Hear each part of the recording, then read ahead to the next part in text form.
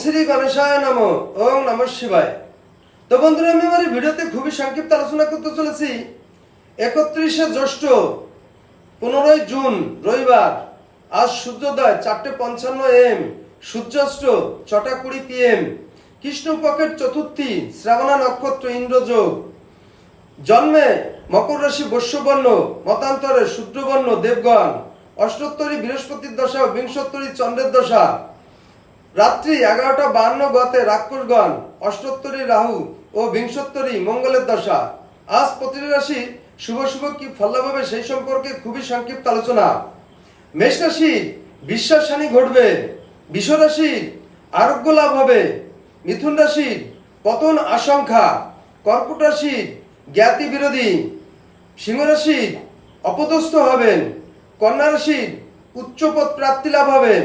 তুলা রাশির প্রাপ্য আদায় হবে। বৃশ্চিক রাশির ভোগান্তি দেখা দেবে।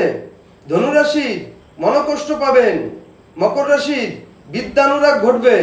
কুম্ভ রাশির ঋণ বৃদ্ধি পাবে। মীন রাশির আশা পূরণ হবে।